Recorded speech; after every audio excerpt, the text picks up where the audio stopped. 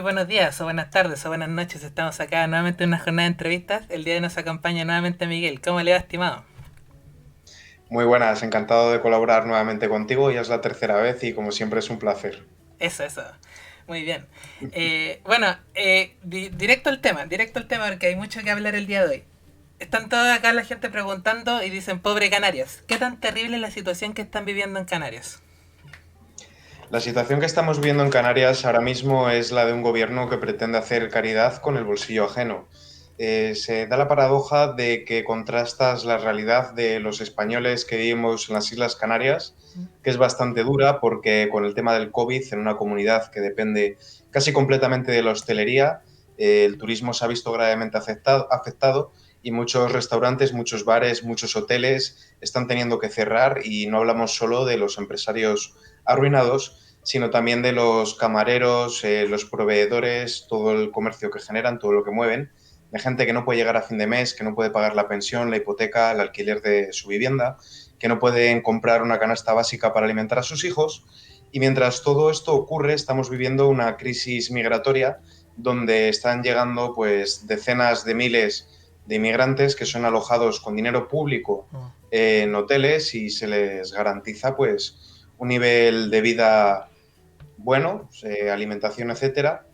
Y esto lo estamos viendo en un momento en el que España está prácticamente arruinada y esto, como te comento, choca con la realidad que están viviendo los españoles y esto genera muchísima indignación porque la gente ve cómo se les asfixia con impuestos, cómo quedan desamparados y mientras tanto se ayuda a gente cuando no estamos en condiciones de ayudar. Esto se llama solidaridad, pero no es tal cosa. La solidaridad es un acto voluntario, es un acto altruista y desde luego repartir el dinero pues dista mucho de serlo. Más bien es robar al ciudadano para luego crear redes clientelares y chiringuitos, porque no es solo el dinero que se destina a estos inmigrantes, es toda la infraestructura que se genera, todas estas personas que se encargan de garantizar su estado de bienestar, sus observatorios, los institutos que vigilan todo esto. Entonces estamos en un momento de bastante crispación. Además, estos jóvenes que están llegando, porque son hombres jóvenes todos ellos, no son mujeres, no son niños, no son ancianos, no son personas que huyan de la guerra, son varones jóvenes, están creando bastante inseguridad. Recientemente, hace 2 días, un grupo de estos inmigrantes que acaban de llegar propinaron una brutal paliza a un joven canario. También ha habido 2 abusos a mujeres reportados, seguramente haya habido más, y están creando un grave problema de convivencia. Cabe destacar que no hablamos de una inmigración que proviene de Hispanoamérica, con personas con la misma religión, la misma cultura, el mismo idioma, sino que por el contrario son personas que provienen del mundo islámico con su ley sharia, con sus costumbres, con su idiosincrasia, que choca tanto con nuestra forma de ser y nuestra cultura como con nuestra constitución y nuestro código penal. Terrible, terrible. ¿Cuál es la población que vive específicamente en las Islas Canarias? Tendría que mirarlo, pero creo que aquí en Tenerife sería unas 500.000 personas Ajá. y ahora mismo te digo exactamente la población que tenemos. Pero vale, tenemos 2,100.000 millones de habitantes, o sea, Dos dos millones. millones y medio casi. 2 millones. Sí. ¿Y cuántos inmigrantes le llegaron solamente a las Islas Canarias? Pues están llegando aproximadamente entre 10.000 y 20.000 cada mes. Es una cifra ingente. Brutal. Y desde luego está superando todo lo que estaba previsto. Y también es importante que señale que Salvamento Marítimo, lejos de rescatar a estas pateras, estas embarcaciones de pesca que en teoría están llegando, lo que están haciendo es ir prácticamente hasta las costas africanas y traerlos hacia aquí, cuando en teoría deberían llevarlos hacia el puerto seguro más cercano, es decir, devolverlos a África, y en lugar de eso los están trayendo a las Islas Canarias, que también está en África, pero es territorio español, y también la Cruz Roja y otras organizaciones ONGs que en teoría son no gubernamentales, pero que reciben dinero público, están haciendo de efecto llamada, porque el estado de bienestar es el imán que atrae a estas personas. No hablamos de gente que busca incorporarse a un mercado laboral, como es la inmigración que recibió el siglo pasado, a principios del siglo pasado, Chile, Argentina, Estados Unidos, Australia. sino que es por moverte del punto A al punto B y que automáticamente un Estado garante, un Estado paternalista, cubra tus necesidades. No es el ir a trabajar, a prosperar, a invertir, no, hablamos de otra cosa muy distinta que estamos pagando todos los inmigrantes y españoles que ya vivimos aquí. Hablo de inmigrantes legales, regulares. Sí, es terrible, terrible. Lo que he estado dándome cuenta es que hay una incongruencia en el discurso de España porque si bien están incentivando una segunda vuelta a la cuarentena, con la segunda ola, están llevando inmigrantes que muy probablemente están contagiados. ¿Cómo le hacen ahí? Sí, lo hacen ahí con mucha hipocresía, como se está haciendo todo. O sea, el tratamiento mediático es insultante, poco menos que se considera la inmigración un derecho. Y dado que no son muy tolerantes a que un infiel les toque, hay algunos que se niegan a hacerse la PCR, que es la prueba para ver si tienen o no el COVID, mientras que a los españoles sí se les obliga a hacerlo. Y esto es muy problemático porque están contagiando tanto a policías nacionales como a guardias civiles, que para los amigos chilenos sería el equivalente a los carabineros. Ujú. Y es dantesco porque tienen a los cuerpos y fuerzas de seguridad del Estado trabajando en condiciones infrahumanas, haciendo un exceso de horas, en muy malas condiciones, y mientras tanto los exponen a esta gente que no está haciendo, no me queda más remedio que generalizar, no todos, evidentemente, pero bueno, que no está haciendo un esfuerzo por colaborar y que están contagiando a las personas. Es muy grave. Claro, es que haciendo el paralelismo con Chile, acá a mitades de año nos llegaron inmigrantes en buses, inmigrantes que venían contagiados con el COVID y resulta que se les dio tratamiento en hoteles de lujo, ¿ya? Financiados con plata pública. Cuando al mismo tiempo a los chilenos se nos impedía viajar entre regiones y a veces entre comunas, porque decían ya esta comuna está en cuarentena, no puede viajar a esta otra comuna, pero personas de otros países contagiados podían entrar al nuestro y eran mantenidos con la Eh, plata pública. me río porque es lo que están haciendo aquí. Aquí tenemos los Reyes Magos en lugar de Papá Noel y los Reyes Magos son Melchor, Gaspar y Baltasar. Baltasar es negro. Y ahora están diciendo que va a tener que traer todos los regalos solo Baltasar porque es el único al que le van a dejar moverse por todo el territorio nacional. Porque a esta población que está viniendo del mundo islámico les dejan que se muevan con total libertad por todo el territorio y los van traslocalizando de unas comunidades a otras porque están ya saturados los hoteles y los centros estos que habilitan para ellos, mientras que a los españoles no nos dejan movernos. De hecho, yo estas navidades las tendré que pasar aquí en las Islas Canarias, cuando yo soy de Logroño, de La Rioja, y no voy a poder ir a ver a mi familia porque el Estado está poniendo muchas trabas a la movilidad. Claro, mira, a nosotros nos pasó que ustedes no, este año no han tenido proceso de elecciones ni nada, ¿cierto? No. Que a nosotros este año nos tocó el plebiscito, el famoso plebiscito, ¿cierto? Donde queda el 22%. Y después de eso se hicieron primarias para los que van a ser partícipes de la convención constituyente, los que van a ser de candidatos, primaria interna. Y esas dos celebraciones democráticas, se les llamó, esas dos celebraciones democráticas se efectuaron sin ningún problema. Se soltó a la gente, se incentivó a que fueran a votar y una vez que terminaron, nos volvieron a meter en cuarentena. Entonces, nos quitaron primero las fiestas patrias, que yo creo que tú sabes son las fiestas más importantes en Chile, se celebran durante una semana, ya. Se mantuvieron a todas las personas aprisionadas en sus casas. Y ahora quieren impedir la Navidad, igual que en tu caso. Pero las fiestas democráticas se tienen que celebrar, no se pueden impedir. Aquí ocurrió algo muy similar. Nos dejaron sin Semana Santa, ¿no? Pues que se fastidien los tradicionalistas sin Semana Santa, pero los progresistas tuvieron su 8 de marzo, su Día de la Mujer, y es la doble vara de medir. También me recuerda bastante a los disturbios de Estados Unidos, donde de repente Black Lives Matter y Antifa no se iban a contagiar, pero sin embargo el resto de la población sí.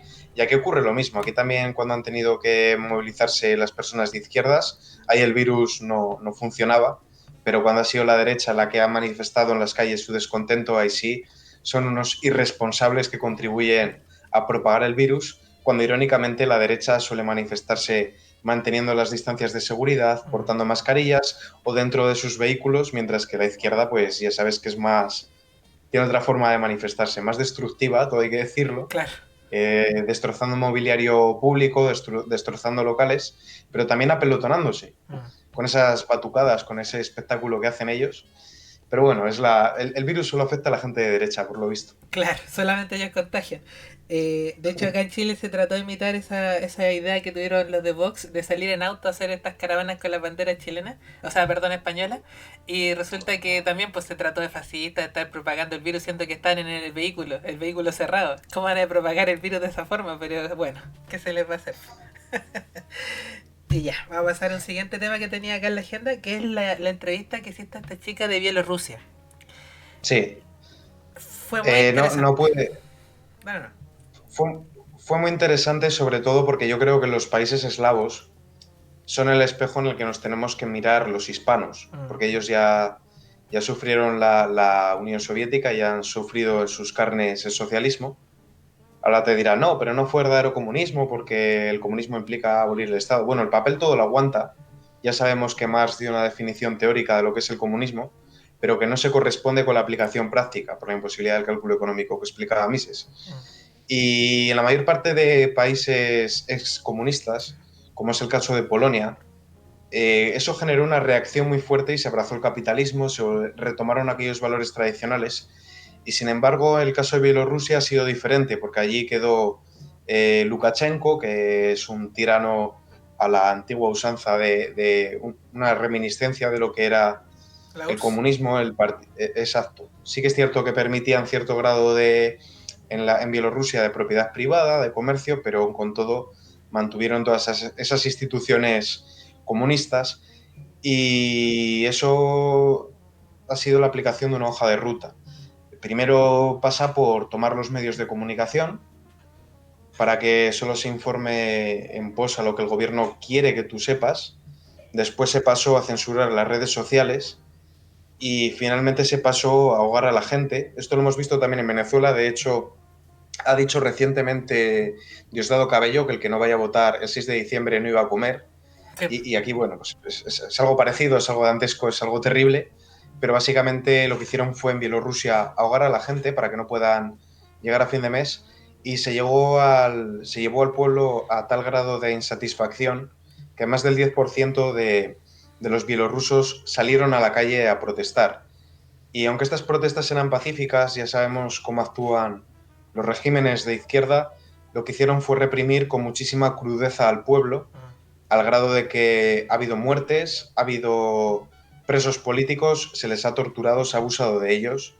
Ha sido algo terrible y yo creo que los países hispanos tenemos que tomar buena nota tanto de lo que ocurre en Venezuela como de lo que ocurre en Bielorrusia para expulsar a estos gobiernos intervencionistas o en el caso de que todavía no han llegado, como en el caso de Chile, no permitir que entren, porque una vez se aferran al poder es muy complicado sacarlos.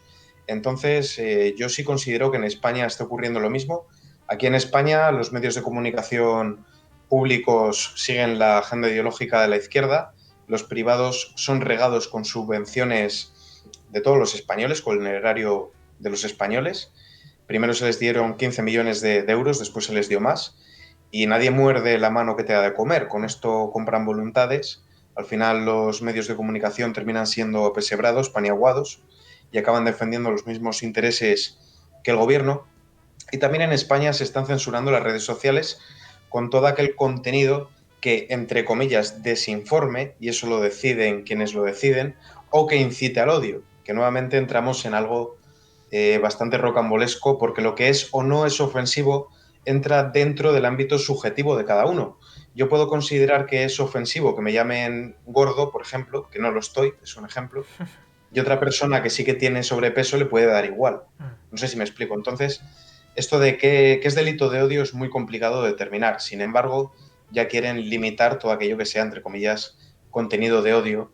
Y el tercer paso que nos faltaría, ya estamos viendo la destrucción de la economía, pero el tercer paso que nos faltaría es que empiece a haber un descontento popular, que eso se materialice en manifestaciones y movilizaciones y que el gobierno reprima con crudeza. Esa es la tercera fase a la que todavía no hemos llegado en España.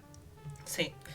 Eso es uno de los paralelismos importantes que había que hacer. Yo he mencionado varias veces en el canal. Bueno, ahora que lo menciona, que entrevistaste a esta chica de Bielorrusia, hay que agregar un componente más, pero yo siempre decía que el orden era primero España, después le ocurre a Argentina, después le ocurre a Chile. En ese orden. Con una fase de unos cuantos años. Pero claro, lo que tú agregaste al carrito con esta entrevista fue que Bielorrusia, España, después se baja Argentina y después Chile, en ese orden. Y lo que me preocupa es que aparece este nuevo actor político que es Perú. Y Perú lo que Sí, demuestra es que, ¿qué pasa cuando se disuelven los partidos políticos? Perú no tiene partidos políticos, lo mismo que pasaba con Bielorrusia, que era lo que te decía la chica. Y al no tener partidos políticos, el populismo agarra más fuerza, porque la única forma de sostenerse en el cargo y seguir ganando chiringuitos, como dicen allá, a través de la permanencia en el puesto. La forma de sí. mantenerse ahí es a través de medidas populistas y a través de mostrar una virtud, que es lo que suele hacer el progresismo, tratar de quedar bien denunciando al otro. Y por eso se da esta cosa de la denuncia entre políticos, las destituciones y la renuncia y todo el asunto. No sé qué opinas ahí. Hombre, el clima de Perú ha sido de ingobernabilidad desde que tengo uso de la memoria. Han sido muchos presidentes los que han sido destituidos, como Alan, como PPK, ahora Vizcarra. Merino recientemente tuvo que abandonar cuando llevaba una semana y era solo algo temporal hasta que se repitiesen las elecciones. Pero el clima de Perú siempre ha sido de ingobernabilidad. Sí Mm. que es cierto que tienen un pasado duro con el tema del Sendero Luminoso, esta banda terrorista de inspiración maoísta. También luego Alberto Fujimori es una figura que ha sido cuestionada. Yo creo que tuvo algún que otro acierto. También es cierto que hizo cosas mal, pero no interesa tampoco entrar a debatir eso. Sí que es cierto que es un modelo muy personalista y además es que los peruanos están cogiendo aquí es agarrar, perdón. Están agarrando una mala costumbre de la izquierda europea y estadounidense, que es la de salir a movilizarse desde las universidades y crear un clima de ingobernabilidad. Sí que es cierto que Perú es bastante atractivo económicamente, tiene bastante libertad de mercado, comparado con otros países del entorno, ojo, Ujú. pero claro, cuando no hay estabilidad política se desincentiva mucho la inversión de países extranjeros. También me da la impresión de que se ha descuidado bastante la minería, que es uno de los fuertes de Perú, y se ha despilfarrado bastante dinero pues, en infraestructura pública, como carreteras que apenas son transitadas. También Vizcarra estaba promoviendo bastante la agenda ideológica, al punto de que un país que estaba gestionando tan mal la pandemia, casi tan mal como España, llegó a decir un día salen los hombres, otro día las mujeres, pero Claro, bueno, como también hay géneros no binarios, si te autopercibes de otra forma puedes salir. O sea, claro. estaba siendo, claro, Vizcarra estaba siendo bastante afín a esta hoja de ruta que sembraría Antonio Gramsci de usar como sujeto revolucionario a las minorías. Sí. Entonces, todo eso, más la crisis migratoria que sufrió Perú con ese arribo de venezolanos, la informabilidad en el trabajo, todo eso crea un clima de ingobernabilidad que sumado a eso que comentabas tú de los rifirrafes entre el Congreso, pues ahora disuelvo la Cámara, ahora yo te destituyo a ti, pues lo que ha llevado es a esto. Y a mí lo que me preocupa, porque me preocupa el bienestar de todos los hispanos, porque yo creo que somos, aunque seamos países diferentes, somos un pueblo, Ujú. me preocupa mucho que esto pueda escalar un conflicto civil, porque eso sería lo peor que le puede pasar a Perú en estos momentos, sobre todo con la gestión que han tenido de la pandemia y esas cifras tan espantosas que han tenido. Lo peor que puede pasar es que, hasta donde sé, igual ha habido más, ha habido 2 bajas en estos disturbios, 2 personas han perdido la vida, y eso puede ser un conato de algo que escale muy mal, como pudo haber escalado lo de Chile, que afortunadamente no fue a más cuando Primera Línea causó todos esos disturbios, aquellos saqueos. Eso sería muy lamentable que vaya en ascenso y que lleguemos a ver una guerra civil en Perú, que Dios no lo quiera, y esperemos que puedan calmar las aguas. Pero hay que hacer un matiz porque me lo comparaste con el caso de Bielorrusia, y es que en el caso de Bielorrusia lo que ha habido, aparte de lo que tú comentas del personalismo, es un flagrante fraude electoral. Mm, Eh, yo creo que hay que decirlo abiertamente. Lukashenko es un dictador, mm. es un tirano, mejor dicho, y no ha habido unas elecciones limpias. Ha obtenido un resultado de más del 80% de aprobación popular, cuando luego se ha visto en las calles que no, que la gente no le quiere. Entonces, en el caso de Perú, sí que es cierto que hay ese clima de gobernabilidad, pero todavía se delega parte de la elección de representantes al pueblo, cosa que no vemos en Bielorrusia. Ujú. Sí, a mí me preocupa la situación de Perú y no sé si pasa lo mismo en España, pero acá en Chile al menos lo que se está viendo es que hay un desprecio por los partidos políticos y la politiquería barata de siempre. Entonces, por ejemplo, la gente al Congreso le da un 3% de aprobación y al presidente le da un poquitito más del 15%. Entonces, se quejan de Piñera, lo quieren destituir, pero el Congreso tiene el 3%. ¿Ya? Cuando hicieron las votaciones para esta interna, que tenía que ir toda la ciudadanía a votar en las primarias de los partidos políticos para la convención constituyente, resulta que fue a votar entre el 2 y el 4%. ¿Ya? ¿Qué nos dice eso? Que lo más probable es que se empiece a incentivar esto que está ocurriendo en Perú. Que empiecen a haber personas que vayan de independientes, pero que vengan con ideas populistas o postmodernas, por así decirlo, ya de la minoría y todo el asunto, para ganar votantes. Yo no sé si ese fenómeno de desintegración de los partidos políticos tradicionales se está dando en España. Aquí se dio con el movimiento 15M, también conocido como de los indignados, como una reacción a la socialdemocracia bipartidista, Partido Socialista Obrero Español, que sería centro-izquierda, y el Partido Popular, que sería centro puro. Y eso fue instrumentalizado por la asesoría española en Venezuela, en Bolivia y en Ecuador, de la mano de Íñigo Errejón, Pablo Iglesias y Monedero, que se conocería posteriormente como Podemos, luego como Unidos Podemos, después como Unidas Podemos, etc. Ese, esa marea de populistas que beben de varias fuentes, había anticapitalistas, comunistas, regionalistas, un conglomerado de populistas de muchas ramas.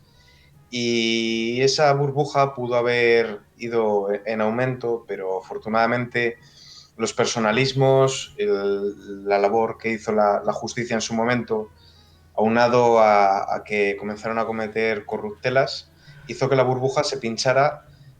Pero ¿qué ocurrió? Que el Partido Socialista Obrero Español gobierna en coalición con ellos. Si bien han caído hasta ser la cuarta fuerza y ya no hay riesgo de que gobiernen en solitario, sí que es cierto que el Partido Socialista los ha utilizado para formar este gobierno que tenemos actualmente y han acabado en el poder. Entonces, para que el populismo al que tú alegas funcione, los partidos, vamos a decir, tradicionales, que no tradicionalistas, tienen que fracasar.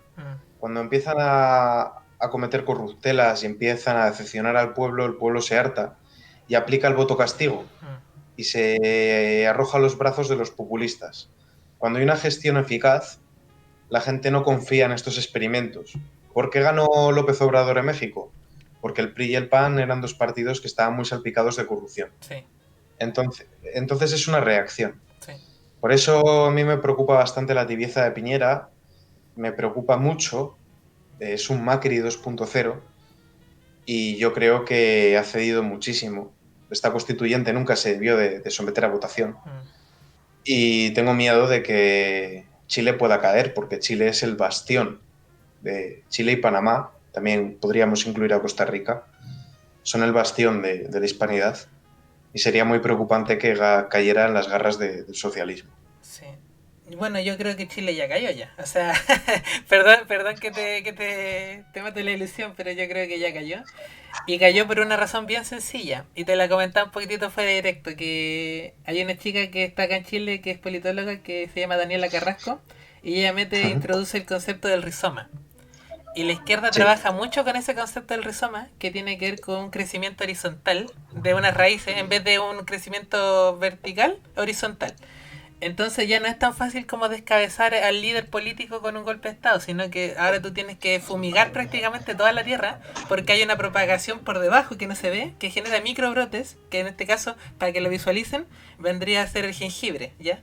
Estos microbrotes son los que nosotros vemos explotar y que empiezan a generar en distintos lugares del país destrucción, anarquía, todo lo que hemos estado viendo. Contra eso, no sé cómo no se puede derrotar de una forma vertical, que insisto, como pasaba el siglo pasado con los golpes de Estado. Esto es una batalla netamente cultural y estamos atrasados en 30 o 40 años. Ese es el problema principal que veo yo. Sí.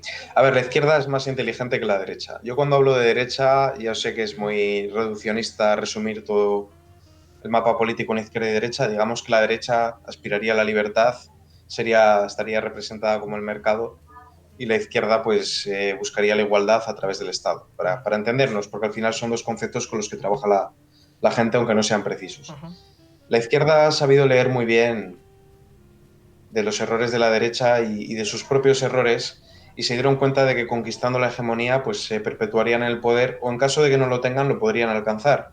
Entonces, ¿qué ha hecho la izquierda? Pues es infiltrarse en los medios de comunicación, en el cine, en las letras, en la educación, sobre todo la educación es muy importante tener las universidades, mientras que la derecha se ha limitado a hablar de economía, pero es que la economía solo interesa a la gente en época de crisis económica. Claro.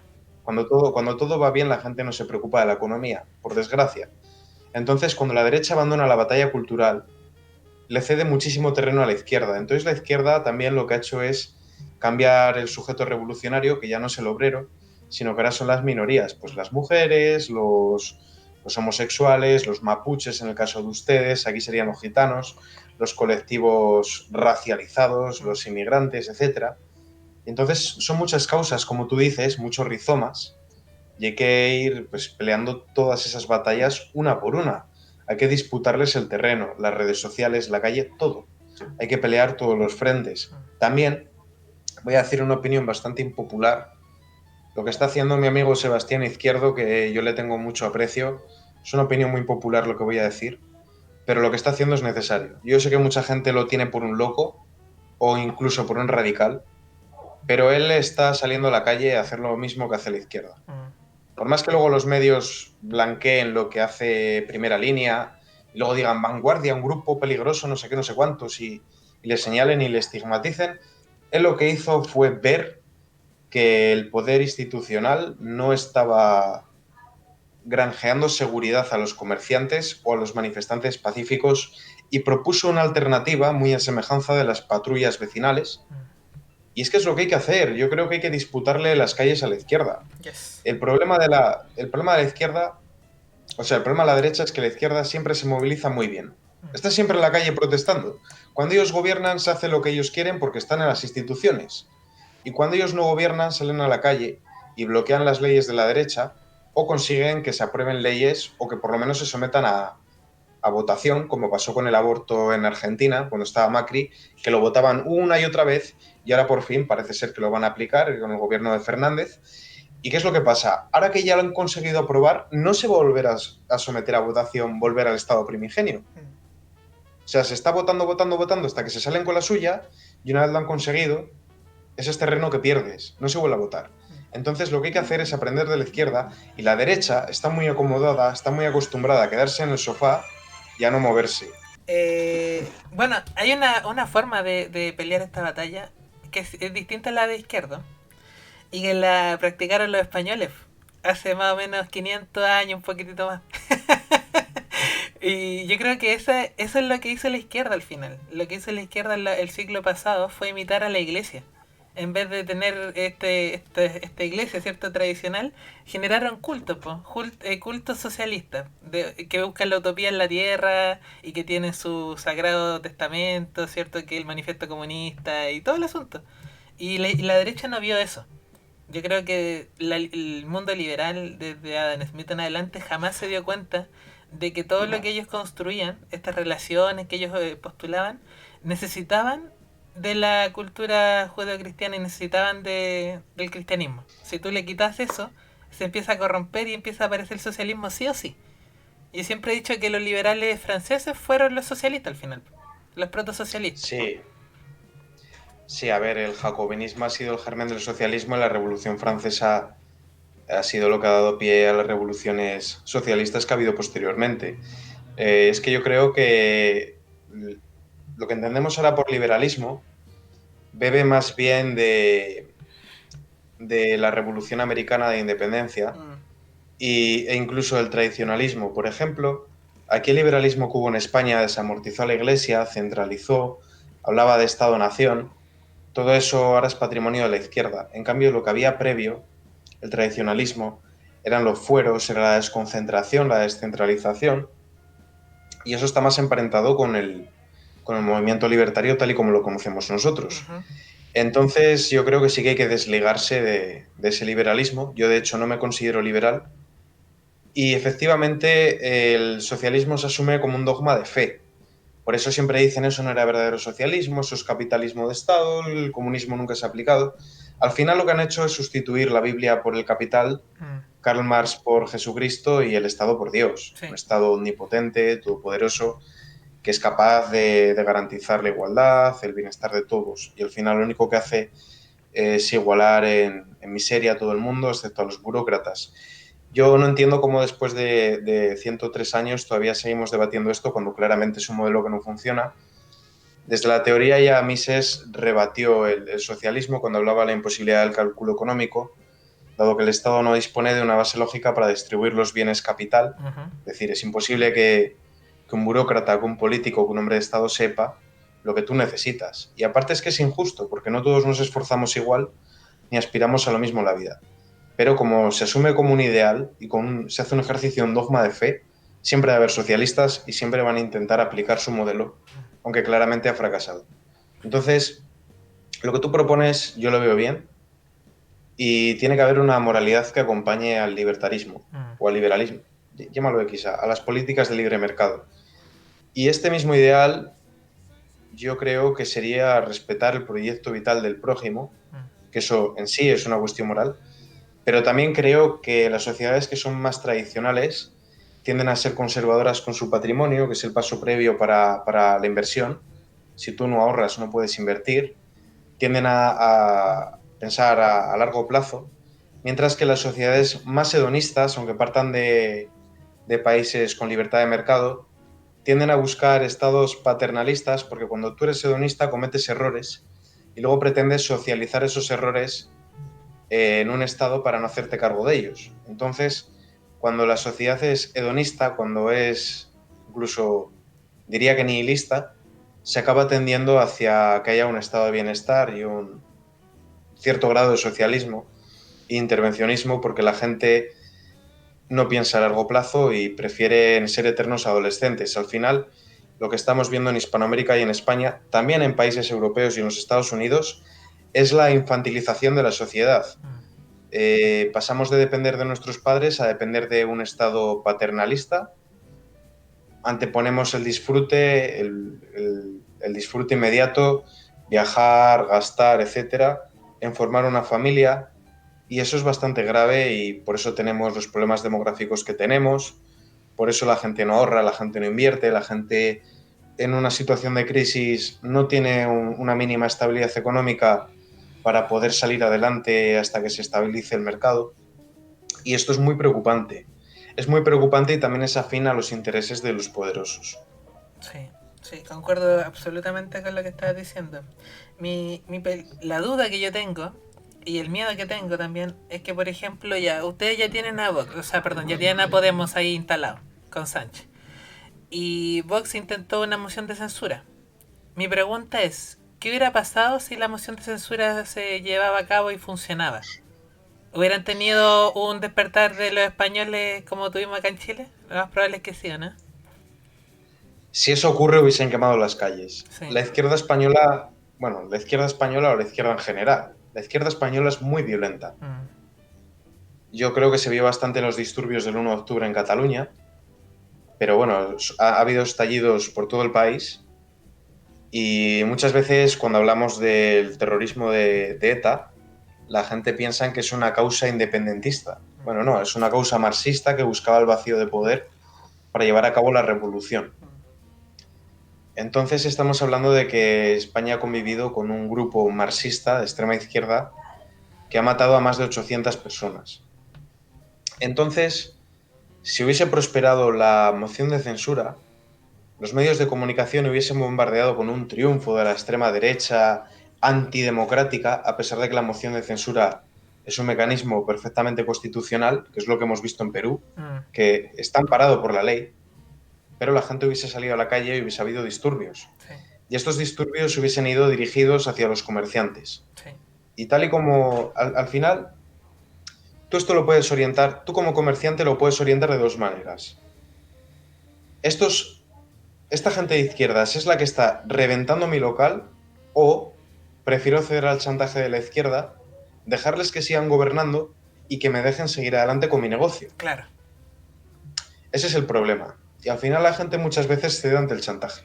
Sí, también. Y la otra duda que me queda es si en España ya están haciendo este trabajo de invertir lo que se entiende por derechos humanos, porque por ejemplo, una persona que comete asesinato, por ejemplo, y viola a una persona, Ujú. su derecho humano está siendo reprimido al estar encarcelado. Y una jueza feminista lo libera. Al poco tiempo esta persona que mató y violó a un niño, viola y mata a otra niña. Y resulta que la jueza feminista no tiene nada que ver, porque el Estado estaba oprimiendo, le estaba quitando sus derechos naturales a esta pobre víctima del sistema. No sé si están haciendo esa inversión en la cabeza de los Sí, españoles. se hace a otro nivel. Bueno, primero voy a explicarte cómo es el modelo de España, porque no funciona exactamente igual que el de Chile. Aquí nosotros elegimos unas cortes, que son dos, que es el Congreso de los Diputados, compuesto por 350 personas, y el Senado, y la Cámara de los Senadores. En el Congreso de los Diputados se elige al Ejecutivo, es decir, al Gobierno. Y luego se elige el Consejo General del Poder Judicial entre Congreso, Senado y Gobierno. Y a su vez, entre estos tres órganos se eligen al Tribunal Constitucional. ¿Qué quiere esto decir? Que en España no hay separación de poderes y en España la justicia está muy intervenida por los políticos. En España tenemos un artículo, que es el artículo 14, que dice que tiene que haber igualdad jurídica, que es un derecho humano, y sin embargo se vulnera. Aquí en España pues no se juzga igual a un hombre que a una mujer por el mismo delito, porque tenemos la ley integral de violencia de género. Entonces también estamos viendo cómo están metiendo la perspectiva de género en la justicia y cómo los jueces terminan prevaricando por presión social y por presión de los políticos y perdonando determinadas cosas o castigando más duramente otras. Esto se hace también en base a los caracteres identitarios como la raza. Vemos, por ejemplo, que en el Aquarius, que es un barco que trajo inmigrantes aquí a España, pues dentro de ese barco, dos mujeres fueron abusadas por estas personas que venían y lejos de ser deportadas, no fueron ni siquiera castigadas. Y sin embargo, cuando es una persona como la Arandina, que eran unos futbolistas, pues varones blancos heteros, se les castiga con más dureza. Mm. Entonces, también el caso concreto del que tú hablas, que sé que imagino que lo querrás enlazar con primera línea, Mm. aquí cuando se produjeron los disturbios del 1 de octubre en Cataluña, sí que se liberaron a muchas personas que causaron disturbios, personas de ultraizquierda, que reventaron todo, que tomaron aeropuertos, cortaron carreteras, destrozaron comercios, coches patrulla y fueron liberados. O directamente ni siquiera se les encausó. Sí, porque me imagino que los mozos de escuadra, los policías que tenían allá fueron totalmente enjuiciados por la prensa como fascista, extrema derecha, ¿o no? Fuerzas represoras del Estado. Aunque sea un gobierno de izquierda. Hombre, cuando el 1 de octubre estaba todavía Mariano Rajoy, que es un Ah, partido, que es del Partido Popular, que es un partido de centro, pero aunque hubiese estado Pedro Sánchez, hubiese pasado también. Porque es que la izquierda tiene grupos más a la izquierda todavía. O sea, es claro, claro, increíble. claro. Bueno, eso te lo comentaba yo también, porque acá en Chile también tenemos esa paradoja de que aparece una persona como Artés, que era candidato presidencial, y dice de frentón que el Partido Comunista es Frente Amplio de extrema derecha. Mientras tanto, nuestra derechita se mezcla con la centro izquierda y se convierte en todo en socialdemócrata. Claro, sí, a ver, ahora mismo el Che Guevara por homófobo, por racista Sí, y por machista sería considerado extrema derecha. extrema derecha totalmente. Sí, sí. Sí, bueno, también te comentaba fuera directo que, como tú bien dices, lo de la primera línea, acá no solamente quieren liberar a los valientes luchadores de la justicia social, que destruyeron, saquearon, hicieron total, dinamitaron el país, sino que aparte también quieren darle una recompensa eterna, así como lo que pasó con los exonerados políticos. Es tremendo. Bueno, aquí tenemos a bilduetarras, a gente vinculada a la banda terrorista ETA, porque ETA tenía un brazo armado, un brazo terrorista, y luego tenía el brazo político, que era Herri Batasuna, y actualmente está legalizado como Bildu y está en el Congreso de los Diputados. Participa en la aprobación de los presupuestos generales y cobran una nómina por parte de todos los españoles. Pero el caso concreto que tú me comentas me recuerda bastante más a cuando en los Estados Unidos de América pretendían desviar los fondos de la policía a Black Lives Matter Mm. y Antifa como agradecimiento por reventar el país. O sea, es que realmente se han invertido los papeles y ahora las víctimas son los victimarios y los victimarios son las víctimas. Y parece ser que hay que apoyar a los buenos porque pobrecitos hay que entenderles. Tienen razones, son idealistas Mm. y claro, hay que financiarles. Es terrible, realmente. Es una vergüenza que el comerciante, ya sea español o chileno, sea aplastado impuestos, lo mismo el trabajador, mientras que a todo este atajo de vagos que pretenden hacer el mal, acabar con la convivencia pacífica y destruir el país, se les premie con una paguita. Es una cosa espantosa y que habla muy mal de los valores que tiene nuestra sociedad. Sí, a mí me impresiona el nivel de infiltración que tuvieron la idea de Foucault en toda la sociedad. Porque al final es eso, po, la gente que ejerce poder es mala por per se. La gente que te enseña cierta forma de creencia o cierta forma de estructurar la sociedad con las tradiciones es mala per se, porque está impulsando su visión del mundo a ti, pobre víctima, y por tanto tú te puedes oponer y nadie te puede reprimir por ello. Realmente, tanto Foucault como Gramsci como Chomsky han hecho mucho más daño que Karl Marx o Lenin. O sea, Sí. bueno, Lenin hizo más daño porque tuvo poder político, pero las ideas que nos han llegado ahora mismo es esta nueva izquierda frankfurtiana, por así decir, de la escuela de Frankfurt, que le han dado un barniz de democracia y de virtud a una ideología terrible que ya estaba superada. Y se perpetúa porque, claro, cuando es un problema educacional. Cuando la gente va a la universidad y solo recibe una información, se genera una cámara de eco. Y se estudia mucho a estos pensadores de izquierda, no se contrasta con otro tipo de pensadores como la escuela austriaca, los Chicago Boys, el objetivismo, la escuela de Manchester. Entonces se genera esa cámara de eco y cuando estas personas luego pasan a magisterio y directamente de ahí van a la enseñanza, es decir, sin pasar por el sector privado, estas ideas se van perpetuando y quienes las difunden no han tenido la oportunidad de ponerlas a prueba de forma práctica. Y es por eso que yo hago mucho hincapié en la importancia de disputarnos la educación con la izquierda y en dar la batalla cultural, porque es que es lo que te digo, es un problema de que se le ha dado ese barniz de virtud a ideas que ya estaban superadas como es el marxismo. Sí, totalmente. Y lo que tú, bueno, hay un pensador que es de Rusia, ¿cierto? Dugin, no sé si te suena. Alexei Dugin. Mm, De la cuarta teoría política. Bueno, hoy día estaba leyendo una nota que decía que lo que va a ocurrir es que el liberalismo va a explotar.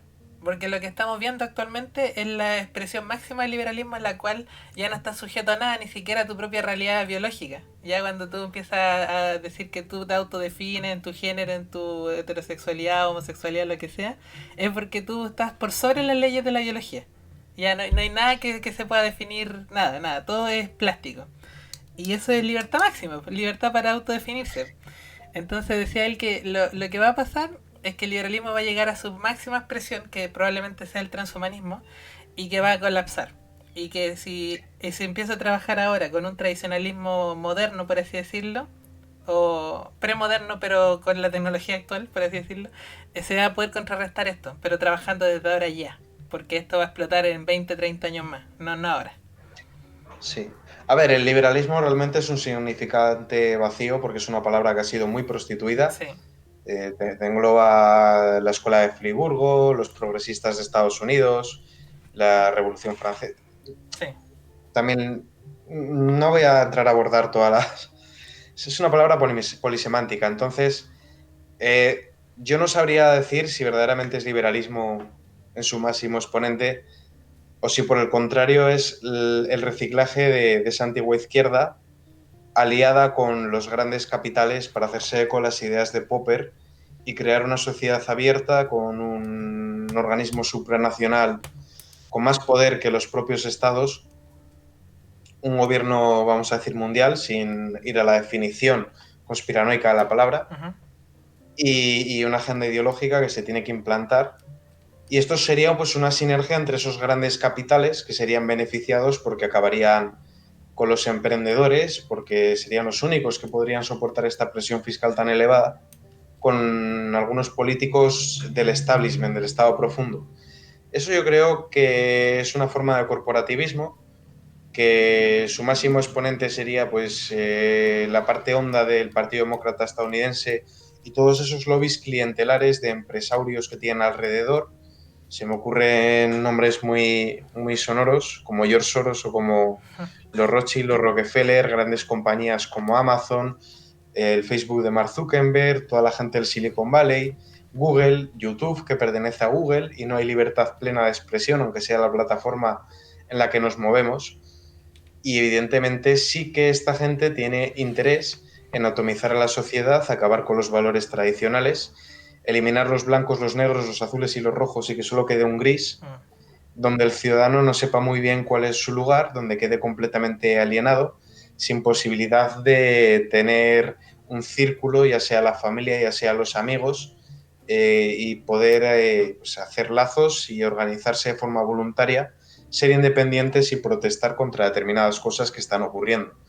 Yo creo que esa es la dirección en la que vamos. Sí que es cierto que al final el transhumanismo se acabará implantando, pero creo que todavía hay cierta esperanza porque veo una reacción.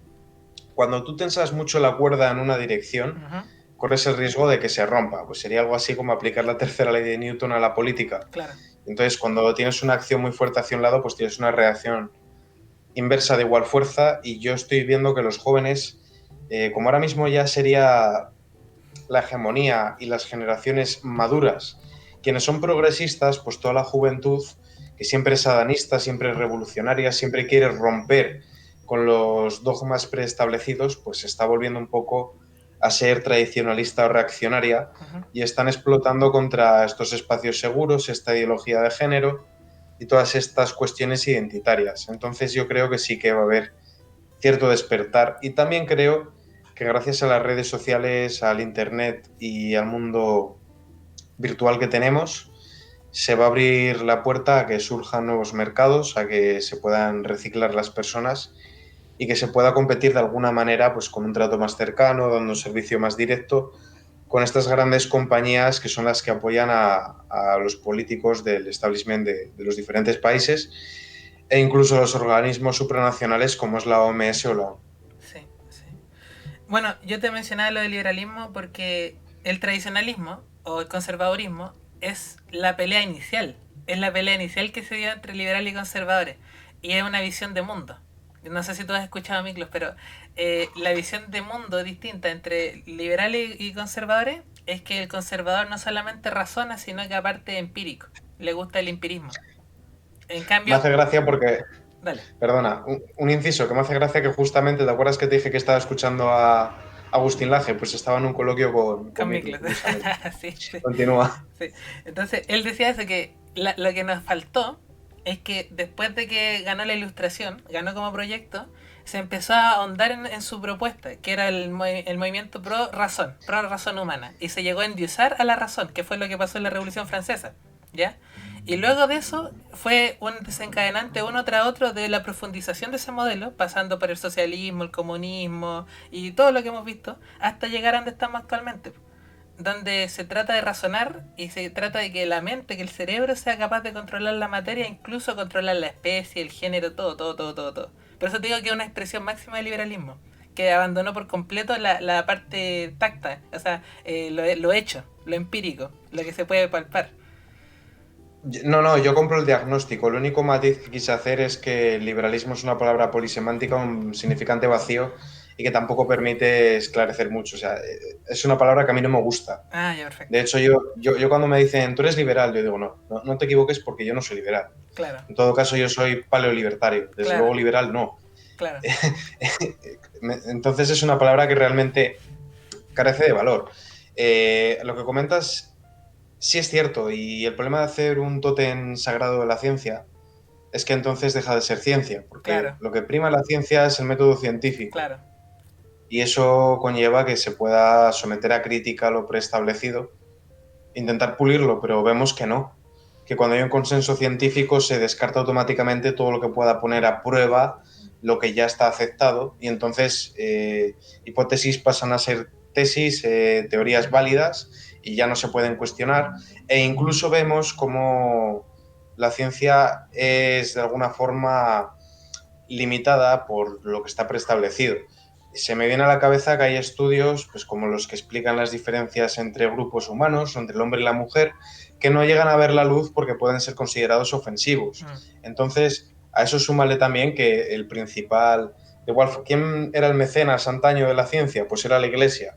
Y si algo contradecía a la Iglesia, pues no salía adelante. Claro.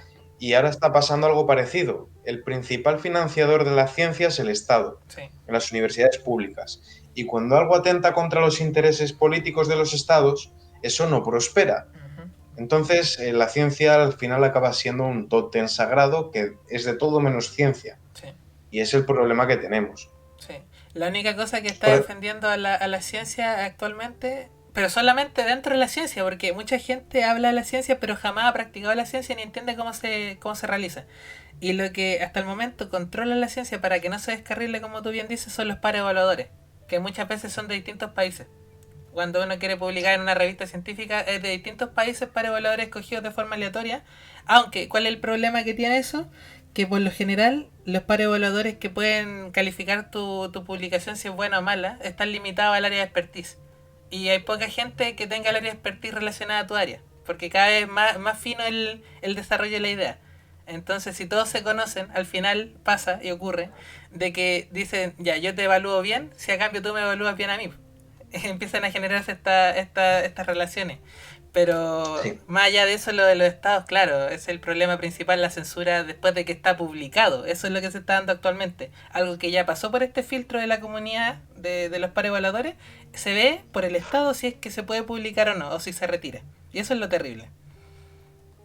No, y aparte que es que no existe esa incompatibilidad entre valores, religión, moral y ciencia. Al final, una persona del mundo de la ciencia, entre comillas, hablando de teología, probablemente haga el ridículo, y una persona interesada en la teología haga el ridículo hablando de ciencia. Son dos conceptos diferentes, pero no excluyentes y no antagónicos. Entonces, ese es el fallo que yo veo, ¿no? Porque de alguna forma creen que ser científico o prociencia equivale a ser nihilista, y no es así. Y aparte de todo eso, también decir que todo el mundo tiene sesgos de confirmación, convendremos en eso, pero que precisamente el pensamiento científico consiste en poner a prueba esos sesgos de confirmación que tú tienes, intentar buscar la verdad, y todos estos progres que enarbolan la bandera de la ciencia para justificar su pensamiento y que nos tildan de retrógrados o de científicos, al final son los primeros en asumir su ideología como un dogma y en renunciar al método científico, porque el modelo económico que ellos plantean está claro que no funciona y siguen insistiendo en ello.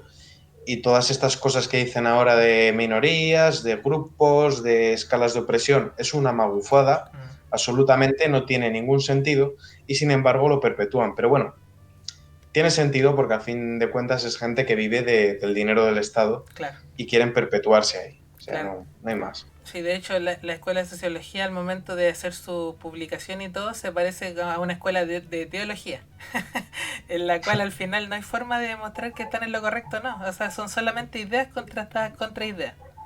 No hay nada que lo sostenga realmente. De hecho, hay mucha evidencia del área de las ciencias biológicas que destruye totalmente la ideología de género. Pero ellos siguen con la cosa, siguen con los chiringuitos, y no hay forma de pararlos. A ver, realmente ahora mismo lo que tenemos que hacer es disputar, ya lo he dicho antes, pero hay que disputarles todos los terrenos, incluido el espacio de la ciencia. Lo que no puede ser es que todos los científicos sean de izquierdas, y eso ha ocurrido. Ha pasado en el cine, ha pasado en la cultura, pasa en todos los ámbitos, y eso es el grave error que hemos cometido.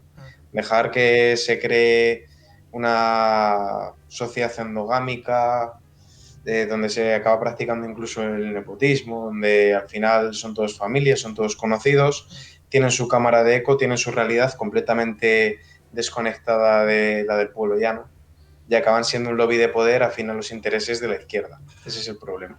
De la izquierda y del globalismo también, porque yo estoy a favor de la globalización, pero no del globalismo. Creo que son conceptos diferentes, y que el globalismo atenta contra el individuo de igual forma que lo hace el socialismo. Sí, al final es un estado más grande, ¿no?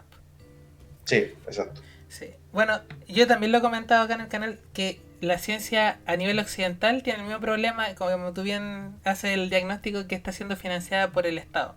Y por tanto a largo plazo no es rentable. Sí o sí va a terminar colapsando bajo su propio peso porque sale muy cara la investigación científica y lo que entrega muchas veces no tiene utilidad práctica a corto plazo o mediano plazo. Y la forma de contrarrestar esto sería a través del libre mercado, o sea, que se genere más competencia entre empresas que puedan surgir y que estas, en necesidad de competir, generen I más D. Y ahí necesitan a los Sí, científicos, en ese orden. Y por desgracia es un problema generalizado que está en prácticamente toda Hispanoamérica, porque en Estados Unidos no. En Estados Unidos creo que las universidades son inversoras. Entonces hay una correlación entre industria y universidad. Pero en Hispanoamérica está este problema endémico de que todas las ciencias se tratan de financiar desde el Estado. Sin perseguir un objetivo económico de lucro, por así decirlo. Qué terrible palabra.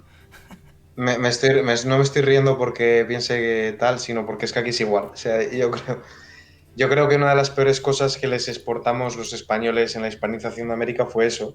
También llevamos cosas buenas, pero yo creo que lo peor que llevamos fue eso. A ver, si yo te hablara de estudios que se han financiado con dinero público aquí en España, pues te podría reír mucho, como por ejemplo ver en qué época desova el lenguado o hacer híbridos entre codornices españolas y codornices japonesas. Se están dilapidando dinero público en estudios que no sirven para nada, mientras que por el contrario las empresas pues invierten en abaratar costes, en sacar productos más satisfactorios, en ofrecer mejores servicios, etcétera. Evidentemente que la ciencia esté en manos de la izquierda es algo terrorífico y es contraproducente porque al final es un chiringuito más Mm. donde el dinero que le quitan al ciudadano pues se despilfarra en estupideces. Sí, sí, y lo peor de todo es que muchos de estos científicos no tienen otra opción. O sea, no pueden ser absorbidos por el mundo privado porque el mundo privado no tiene plata para generar I más D. Con suerte puede sobrevivir. No sé si les pasa ya lo mismo. Exacto. Sí, no, aquí es exactamente lo mismo. Aquí una empresa tiene que pagar cuota de autónomos, tiene que pagar el IVA, tiene que pagar el impuesto de valor añadido, tiene que pagar los impuestos que van sobre todo lo que tenga que gestionar y luego también tiene pues impuestos propios de su sector, tiene que pasar por muchísima burocracia, tiene que cumplir con muchísimas normativas y lo que menos tiene es dinero, bastante tienen con poder pagar la nómina a los empleados más la seguridad social como para encima poder reinvertir en su negocio para abaratar costes o para mejorar en calidad. Al final vamos a rebufo de otros países y acabamos imitando lo que hacen en Norteamérica y en Europa Central. Exacto, exactamente. Y lo peor de todo es que como comentábamos antes de empezar la entrevista, lo que se les viene no solamente a ustedes, sino que al resto de los países, es la expansión de la segunda ola del coronavirus, la tercera, quizás la cuarta, y esto hasta el 2022 por lo menos. Yo me pregunto si va a quedar alguna empresa pequeña, una mediana o pequeña empresa de pie después de todo esto que están tratando de impulsar. No, aquí se han depuesto la salud a la economía y al final no tendremos ni economía ni salud, Mm. porque una persona no puede vivir sin trabajar. Plantean alternativas como generar deuda para poner un ingreso mínimo vital y una serie de cosas que al final lo que crean es dependencia. Mm.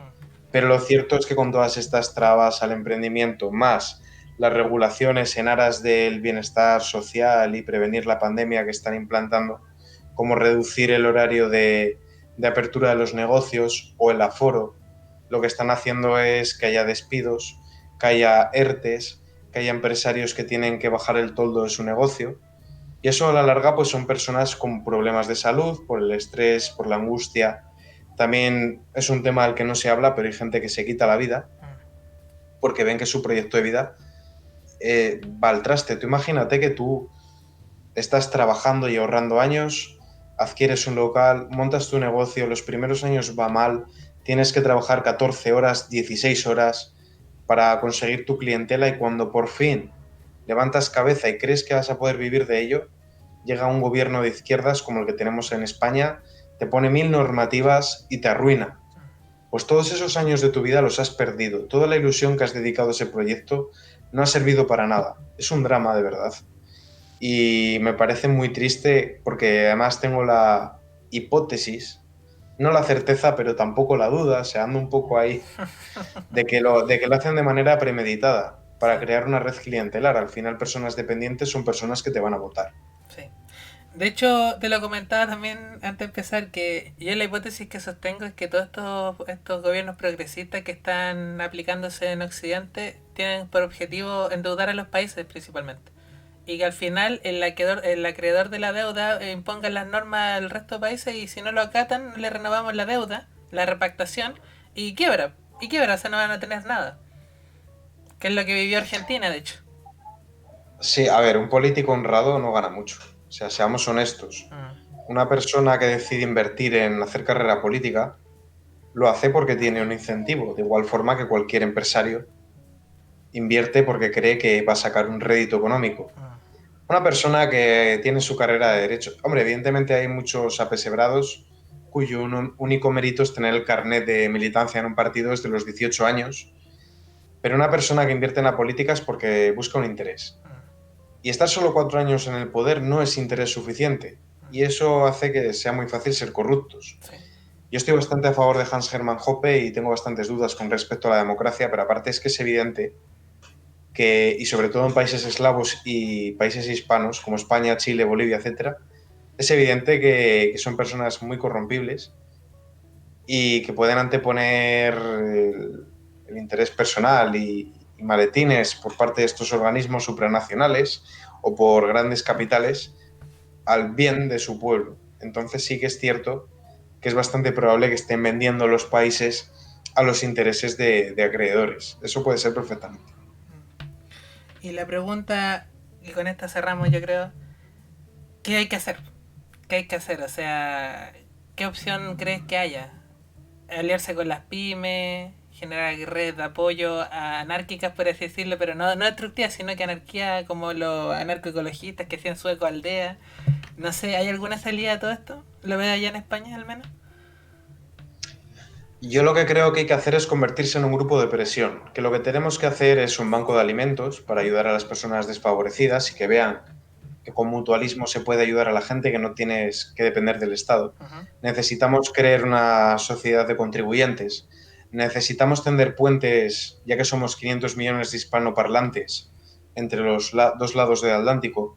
Necesitamos difundir información, necesitamos tomar las redes sociales, necesitamos ser activos en la calle. Incluso llegado al caso necesitaremos hacer patrullas vecinales para proteger a las personas de la inseguridad. Sí.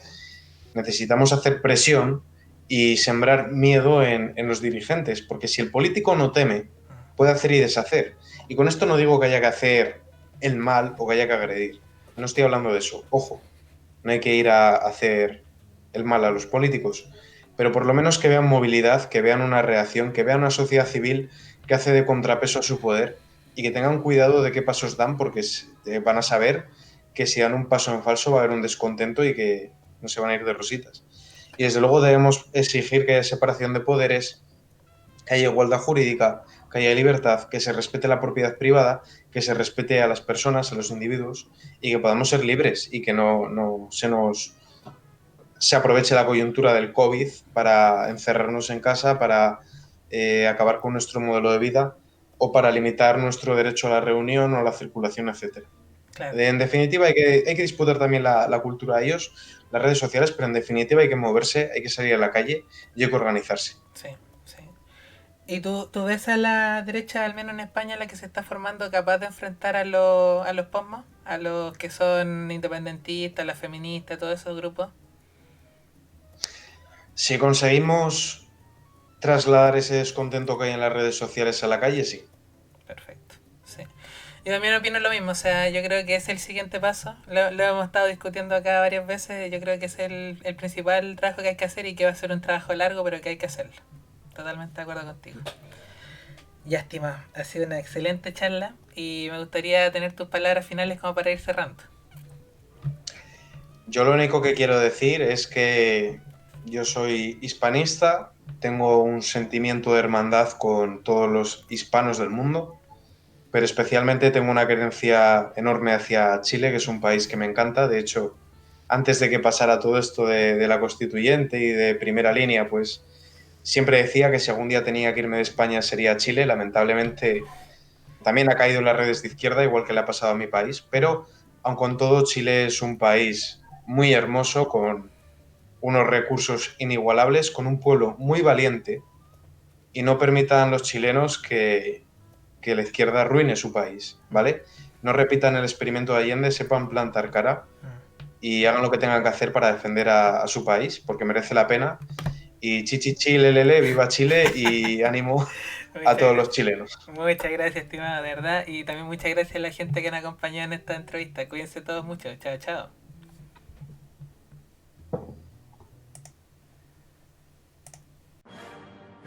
Hay hombres que conocen a Dios. Hay hombres que conocen al diablo.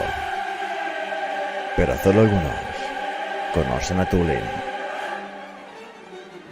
Tulin, fragancia para hombres.